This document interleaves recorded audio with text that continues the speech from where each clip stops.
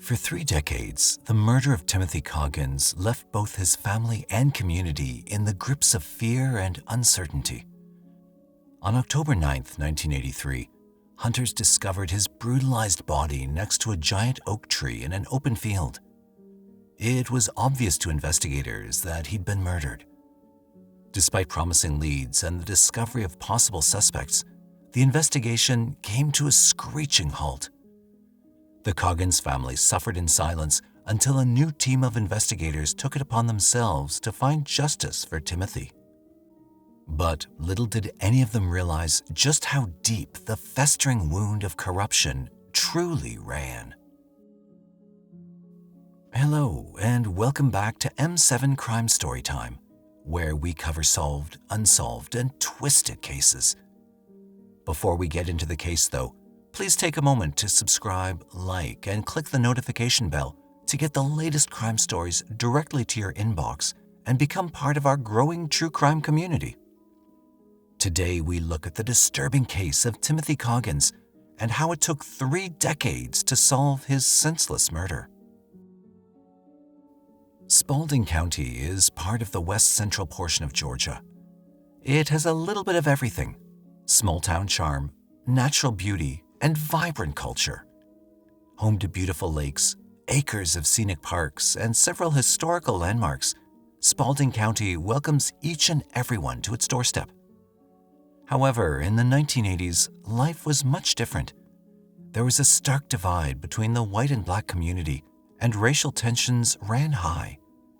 This was compounded by the fact that the infamous Ku Klux Klan, a white supremacist and right-wing terrorism group, operated one of their chapters within the community. So, when the brutally beaten body of a young black man was found in Spalding County, it led investigators down a treacherous path that would reopen old wounds. Sunday, October 9, 1983, was a crisp fall morning. A group of squirrel hunters were making their way through an open field north of the city of Griffin, Georgia. Near a giant oak tree, locally known as the Hanging Tree, the men stumbled upon the body of a black man. It was clear the man had suffered horribly before dying. His face and head were badly beaten and disfigured, his body bruised and bloody. The hunters hurried to contact the authorities. Officers from the Spalding County Sheriff's Department arrived with haste to the horrific crime scene. There, they found the man exactly as described by the hunters. He was partially clothed, with his shirt missing and his pants and underwear pulled down to his knees. There appeared to be a large X carved into his abdomen. While surveying the scene, officers noted tire tracks throughout the field. Within the grid formed by the tracks, they found a bloodied sweater turned inside out. In several areas around the tire tracks, they noticed patches of blood. Officers surmised that the victim had been dragged behind a vehicle before being left for dead. There was no murder weapon found at the scene. What they did recover was an empty Jack Daniel's whiskey bottle and a wooden table leg wrapped in black insulation tape. The bottle, table leg, sweater, and samples of sand were taken into evidence. The body was transported to the coroner's office for further examination. The examiner revealed that the victim was stabbed 7 times in the back and once behind his knee in order to disable him. Defensive wounds were visible on both of his arms, and he was severely bludgeoned in the head by a blunt object, possibly the table leg found at the scene. There were 2 large X's carved into his abdomen and back, which was later revealed to represent the Confederate flag. The examiner determined that the victim died approximately 36 hours before he was found, possibly on Friday, October 7, 1983. It was found that he had died not from any one specific injury, but rather from blood loss as a result of his cumulative injuries. The severity of his injuries made it difficult for the examiners to identify him. He was estimated to be between his early to mid-20s, about 5 feet 7 inches tall, and had a small tattoo on his hand. Meanwhile, investigators looked through recent missing persons reports and found nothing that matched their victim. With few leads, sheriff's officers turned to patrolman Oscar Jordan to help with the investigation. Jordan had been one of the few black officers in Spalding County. They believed that Jordan could help with the investigation by becoming a liaison between the predominantly white police force and the black community. Officers needed Jordan to establish a connection as racial tensions created mistrust between law enforcement and the black community. Over the next 2 days, Jordan went door to door asking anyone if they recognized the victim from the autopsy photo. It was difficult for people to put a face to the man, as he'd been severely beaten and disfigured. He had all but given up until he reached the Coggins Dorsey home in Griffin, Georgia. There, he spoke to a young woman named Talisa Coggins. At first, she didn't recognize the badly beaten man in the photo, but on closer inspection, she saw the small tattoo on his hand and told Officer Jordan that the man was her older brother, 23-year-old Timothy Coggins. Timothy Wayne Coggins was born on October 29, 1960, in Griffin, Georgia. He was the fourth of 8 children, 3 brothers and 4 sisters raised by his mother, Viola, and stepfather, Robert Dorsey. His niece described him as charming, charismatic, and playful, with a bright smile that showcased his beautiful, pearly white teeth. He was well loved in his Griffin community and worked doing odd jobs in and around the area as a handyman. Timothy was not quick to anger and enjoyed the lighter side of life. He shared a close bond with his younger sister, Talisa Coggins, as she was only 2 years younger than him. Timothy took the time to teach his sister how to ride a bike and get around town on her own. He was known for being outgoing and enjoyed a good party with old friends and new ones he'd make along the way. Timothy was also known to be a charmer, particularly around women, and attracted much attention. Timothy was the type of person who never met a stranger. He counted everyone as a friend, new or old. Jordan knew he had to start from the very beginning and interviewed Talisa about the last day she saw Timothy alive. According to Talisa, she and Timothy went out that Friday, October 7, 1983, to a club called People's Choice in Griffin, Georgia. It was a popular hangout for the young black crowd, and with a fully stocked bar and hot barbecue for sale, it attracted a steady stream of patrons. Not only was Timothy a regular at the club, but he also helped out with odd jobs for the owner, who was a good friend. In recent weeks, though, Timothy had been causing quite a stir. People's Choice was almost exclusively for black clubgoers, but Timothy had been swaying to the music with a young white woman. Though many would not bat an eyelid at the sight these days, in 1980s Georgia, it was gossip fuel. The racial divide was strong, with regular rallies and parades being held by Spalding County's local chapter of the Ku Klux Klan. When friends warned Timothy that his fraternizing with the young white woman would cause problems, he allegedly told them there was no way a white man would enter the club. Talisa told Officer Jordan that on that last Friday she saw her brother. She'd overheard a few people saying that 2 white men were waiting for Timothy outside as she made her way to the bathroom. When she came out, she saw her brother again on the dance floor. This time, though, he was not dancing. Instead, he followed a white man out of the club. She never saw him alive again. Jordan asked Talisa why no one had come forward to report Timothy missing. She explained that Timothy regularly disappeared from home for a few days after the weekend. He knew everyone in town and often stayed over with friends. They assumed he was safe somewhere, crashing on someone's couch. That was until officers showed up 2 days later, questioning people about the victim of a gruesome murder. Working with the information given by Talisa, Jordan and other sheriff's officers questioned witnesses from the club who backed up what Talisa had told them. From this, they learned that Timothy left the club with a woman and 2 white men. But no one knew who they were or where they'd gone after that night. The heat of the investigation fizzled slowly, but Officer Jordan kept his ear to the ground for more leads. Losing Timothy was only the beginning of the Coggins family's nightmare. During the investigation, they were constantly harassed by unknown individuals. One of the first incidents was when Timothy's stepfather, Robert, received an anonymous call telling him more family members would be killed if the investigation wasn't dropped. Robert also found a bloody t-shirt in the school bus he was driving, seemingly mocking the evidence found at the crime scene. One night while the family were together watching television, a brick was thrown through the living room window.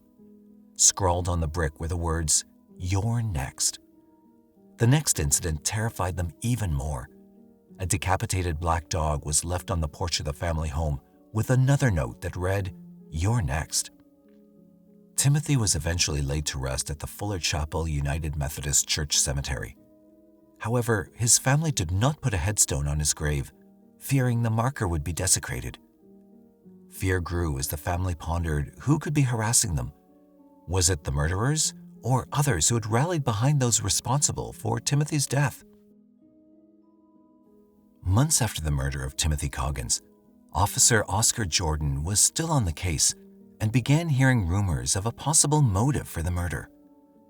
According to a few leads, Timothy had taken about $600 from a couple of white men in exchange for marijuana, but he never delivered on the drugs and was running scared, fearing they might be after him. Jordan then received another tip about paying a visit to Carey's mobile home park in Sunnyside, near where Timothy's body was discovered.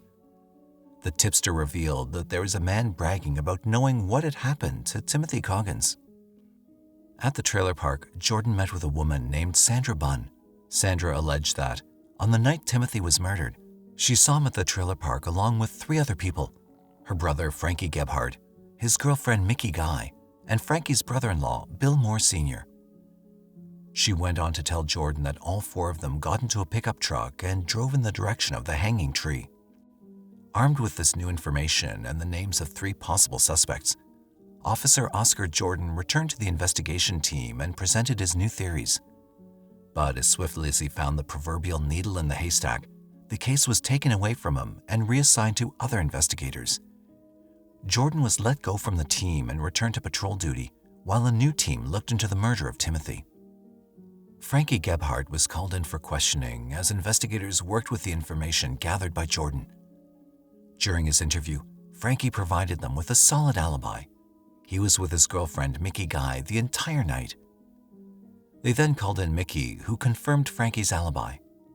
According to their statements, they'd never been to the club People's Choice, as it was an exclusively black establishment.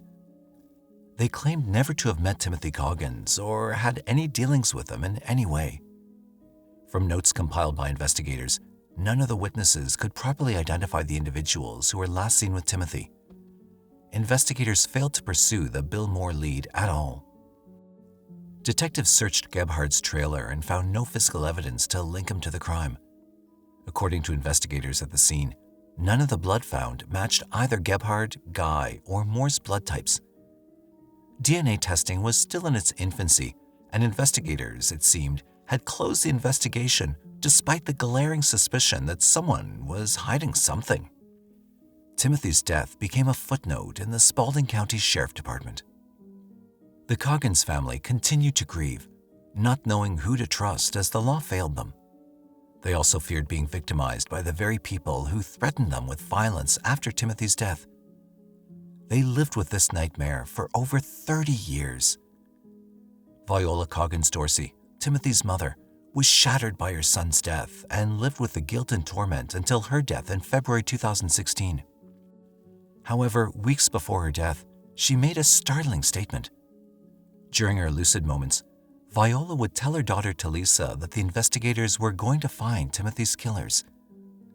Viola said she would not live to see the day, but she was sure someone was going to find her son's killers. And even on her dying deathbed, she said she spoke of Tim's name. And so, she still wanted justice for her son, even on her deathbed 33 years later. Talisa and her family had no expectations. After all these years, no one had contacted them regarding the case.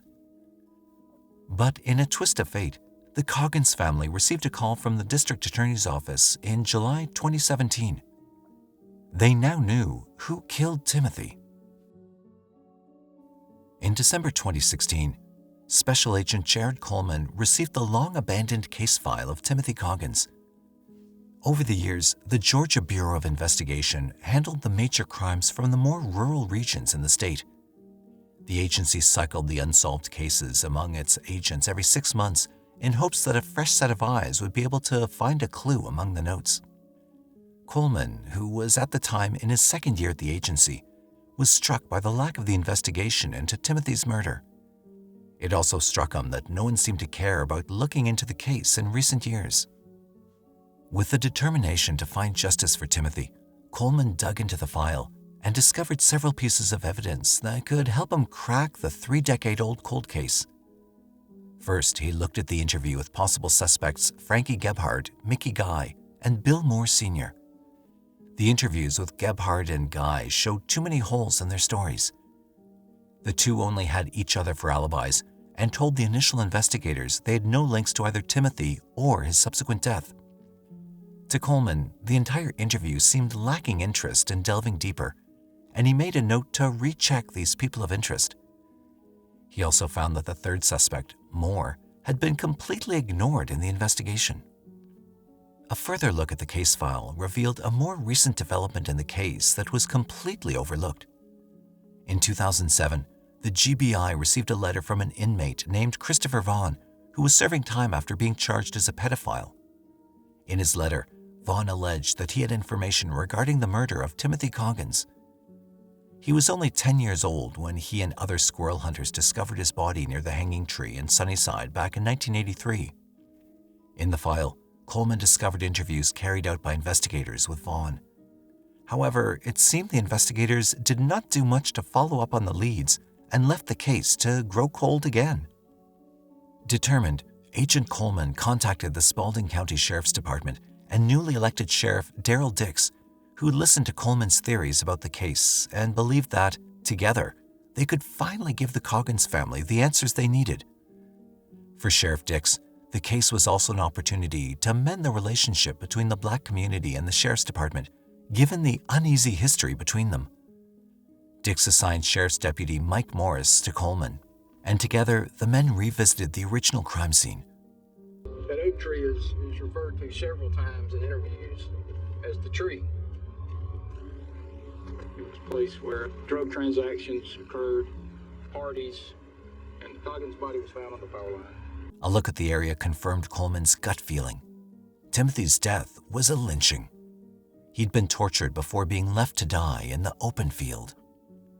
Sheriff Dix, meanwhile, began his own investigation and requested the evidence from the crime scene be brought out. Upon examining the evidence, Dix was frustrated to discover that most, if not all the evidence, had been lost. This included the whiskey bottle, the table leg, the bloody sweatshirt, and the tire track impressions from the crime scene. It was either a severe case of mishandling evidence or a serious cover-up by the original investigation team. Determined, Sheriff Dix began looking through cases related to hate crime and racism from the 1980s and discovered the journal of an undercover detective who was trying to infiltrate the Spalding County chapter of the Ku Klux Klan. The journal was dated back to 1982, a year before Timothy's murder. In his notes, the detective described his attempts to join the ranks of the Klan in order to discover the people behind the right-wing group. He was eventually inducted into the Klan and was told by one of the members that they had already inducted several high-ranking officials from the Spalding County Sheriff's Department and the Griffin Police Department. It was clear to Sheriff Dix the very people that were supposed to be helping solve the case were, in fact, sabotaging the investigation. It was time to go back and revisit the suspects and witnesses. Coleman and Dix had their theories, and on April 26, 2017, Coleman paid a visit to Christopher Vaughn in prison. Two familiar names kept popping up in Vaughn's testimony, Frankie Gebhardt and Bill Moore. Vaughn explained that in 1983, he overheard Frankie Gebhardt make a remark about killing a black man while attending a party. As Vaughn got older, Gebhardt constantly brought up the murder of Timothy Coggins and bragged about killing him. Gebhardt also confessed that he'd burned all the evidence linking him to the murder and tossed them down a well on his property. Vaughn was not done yet. He added that, on the night of Timothy's murder, he saw from his bedroom window the three suspects, Gebhardt, Guy, and Moore, with the victim. He stated that he knew of a possible motive for Timothy's murder. According to Vaughn, Gebhardt had been enraged when he discovered that his then-girlfriend, Mickey, had been having an affair. But it wasn't just the affair that had riled him up. It was the fact that she was having an affair with a black man. Upon hearing this, Coleman and his team of investigators believed that Mickey was the very same woman witnesses saw Timothy dancing with on that night. However, they were unable to confirm this because Mickey had moved away from Georgia weeks after the murder, and she'd passed away in 2010. Investigators didn't give up, though. Although Mickey was out of the picture, they still had 2 suspects on their list. First, they interviewed Bill Moore Sr. Moore vehemently denied knowing Timothy or being involved with his murder. Coleman knew that Moore was lying to them from the outset. They didn't press him any further, and instead turned their attention to Frankie Gebhard. Gebhard was already in custody at the Spalding County Detention Center. He was being held on unrelated sexual assault charges when Coleman and his team paid him a visit. The 59-year-old Gebhard denied any knowledge of Timothy Coggins and even went as far as to claim he'd never heard of the case. Gebhard further denied bragging about the killing or disposing of evidence and challenged investigators to dig up the well if they so pleased. When Coleman showed Gebhard the picture of Timothy, he flew into a rage, spewing derogatory language and explaining that he'd never seen him before. I'm 59 years old. I can't read, can't write, half-assed dumb. We're just trying to talk to you, sir. The reason we're here is in 1983, there was a body found in North Spalding County. It was a black guy that was found. Do you remember the murder? No, really. But that picture of that guy, though. I ain't never saw that picture. I ain't never saw it. Okay. Coleman did a bit of digging into Gebhard's past and discovered that he'd spent his entire life living at or near Carey's mobile home park in Sunnyside. He dropped out of school and took up work as a timber logger. On weekends, he and his brother-in-law, Bill Moore Sr., threw wild parties with drugs and alcohol flowing freely. The 2 men were considered inseparable by those who knew them, and both had a tendency for violence, often landing themselves at the local courthouse. It's alleged that they once butchered a cow on the kitchen floor of one of their trailers. Given their penchant for violence, linking them to the crime was not so far-fetched. And as Coleman soon discovered, many people were willing to talk once news spread that investigators were hot on the heels of Timothy's suspected killers. In July 2017, investigators made headlines by announcing the reopening of the Timothy Coggins case following new leads in the investigation. In an interview with reporters, Sheriff Daryl Dix warned the killers and their accomplices that they were coming for them. Over the next few months, between 60 to 70 witnesses came forward, with most, if not all, saying they'd been keeping the secret for almost 34 years. Some accounts varied, and investigators found that Gebhard allegedly told a few witnesses that he'd intentionally told different people different stories to confuse the investigation. But a few key witnesses stood out. William Sadler, one of the men who was in the hunting group that discovered Timothy's body, stated that not only did Gebhard confess to murdering Timothy to him in person, but that he himself reported the confession to officers in 1983. However, nothing had ever come from it. Another witness named Shirley Sisk also came forward with a confession about Bill Moore Sr. She'd been a friend of Moore's late wife, Brenda, and told investigators that Brenda once allegedly told her that Moore planned to murder a boy and drag him behind his truck. An ex-girlfriend of Gebhard's also came forward, claiming that she had endured years of abuse while they were dating, and he once threatened her that she too would end up like that black boy in the ditch. Another woman, who remained anonymous, came forward alleging both Gebhard and Moore drunkenly admitted to the murder and lamented the good old days of killing black people for no reason. The investigation team received harsh backlash from family members of the accused as arrest warrants were issued for both men. They insisted that both men were being railroaded by the sheriff's department in an attempt to garner the support of the black community. 41-year-old Brandy Abercrombie, Moore's daughter and Gebhard's niece, said they'd never heard of this case before. "We have no knowledge of this Timothy Coggins case. I've never heard of this case in my entire life," she told reporters. But for investigators, there was enough circumstantial evidence to bring the 2 men to justice. However, in a murder trial, much more was still needed to make it an airtight case. I think it's horrible. It's sad that that would happen. It's interesting to know about the area. I hope they find who done it and justice is served. I really do. The prosecution still needed evidence that could ultimately link these two men to the crime. Agent Coleman met with attorney Marie Broder and explained the lack of evidence due to mishandling within the sheriff's department. It frustrated the prosecution team because without the lack of proper physical evidence, the jury could turn in the other direction.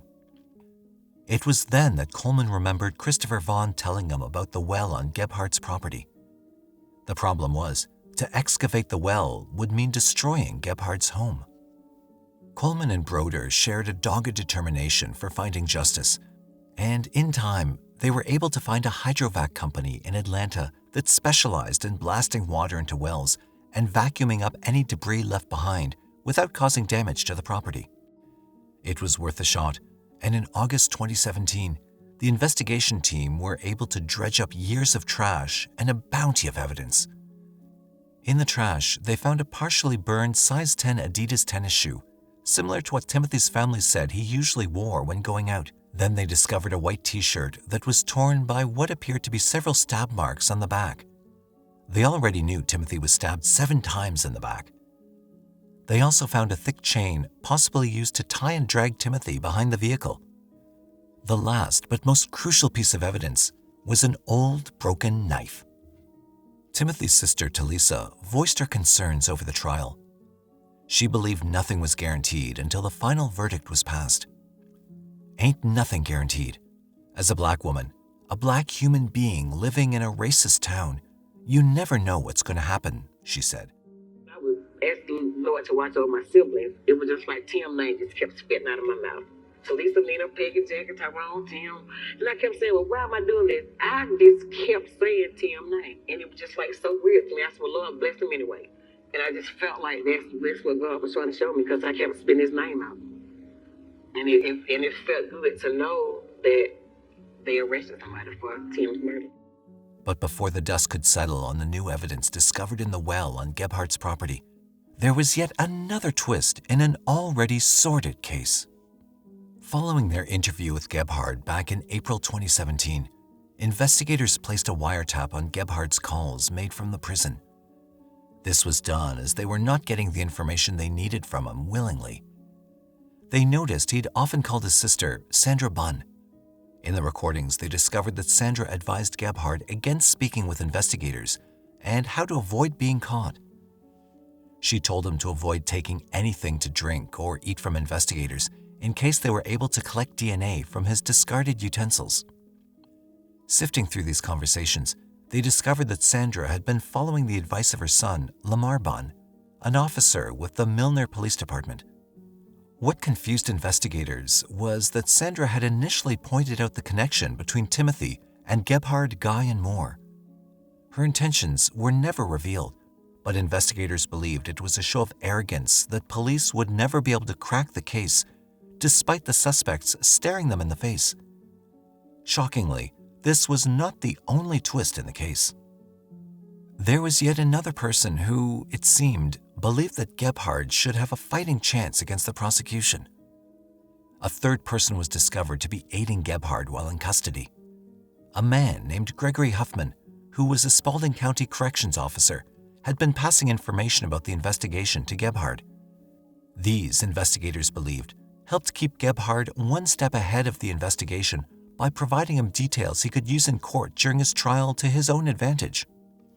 This was more than enough for investigators and prosecutors to finally put an end to the enduring torture faced by the Coggins family.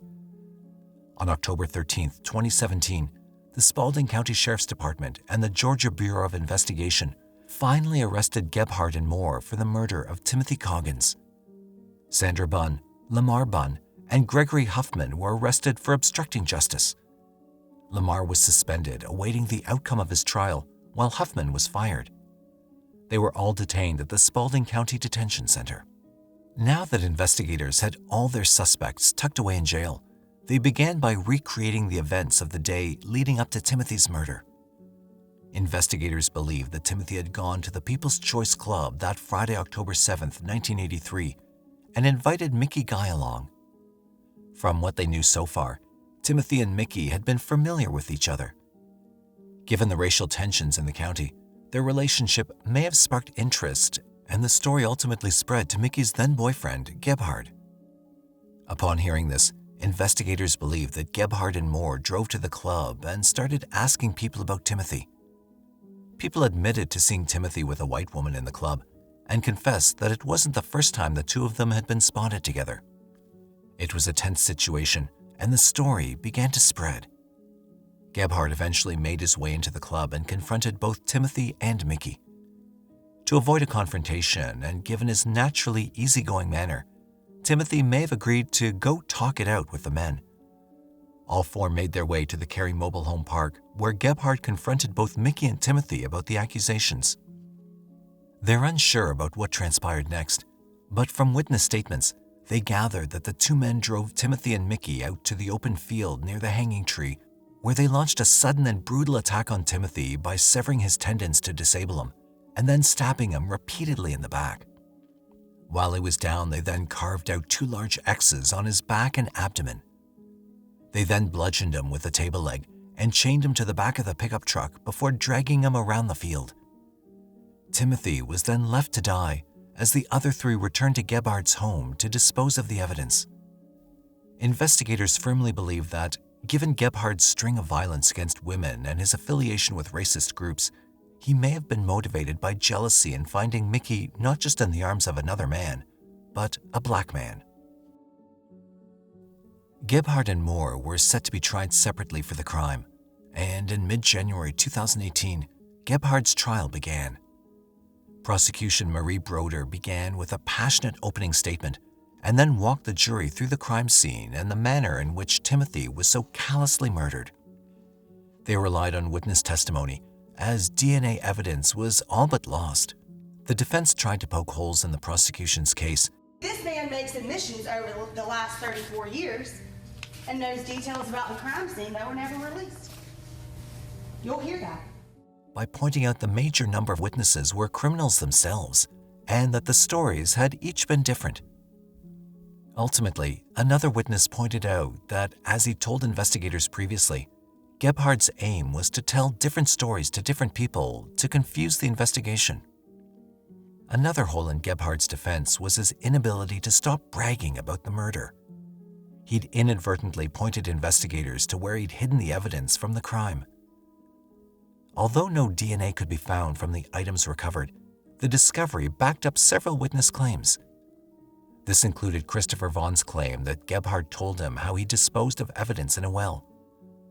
In the end, the jury foreman said that it was Gebhard's own boasts that ultimately did him in. He revealed that they'd counted 17 times that Gebhard had admitted to the killing in some way or the other. On June 26, 2018, Gebhard was convicted of malice murder, felony murder, aggravated battery, aggravated assault, and concealing the death of another. In the Superior Court of Spalding County, State of Georgia versus William Franklin Gebhard, defendant, criminal action number 18R105A. Having considered whether the state has proven each element of the following offenses, we, the jury, unanimously find as follows: Count 1, malice murder, guilty. Count 2, felony murder, guilty. Count 3, aggravated battery, guilty. Count 4, aggravated assault, guilty. Count 5, concealing the death of another, guilty. Signed this 26th day of June 2018, signed by their foreperson. He was sentenced to life in prison with an additional 30 years. In his sentencing, the judge said to Gebhard, "Hopefully, sir, you have stabbed your last victim." He remains in prison at the Georgia Diagnostic and Classification State Prison in Butts County, Georgia. In August 2018, Bill Moore Sr. avoided trial by pleading guilty to concealing the death of another, as well as voluntary manslaughter. He received 20 years in prison, along with 10 more years of probation. Bill remained at the Augusta State Medical Prison until his death in October 2021. As for Sandra, her son Lamar, and Huffman, they each posted bail. Sandra and Lamar posted bail of about $700 each, and Huffman posted bail for $35,000. The latest report suggests that charges against all three have not yet been resolved, and there's not been any news on the whereabouts of the three individuals since 2018. Although the verdict will not return Timothy to them, the case has somehow been able to heal wounds that would have otherwise gone on to fester had the truth not been uncovered.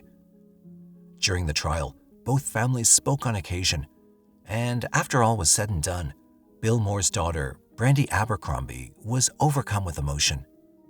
She apologized to the Coggins family for her family's part in the death of their beloved brother and uncle.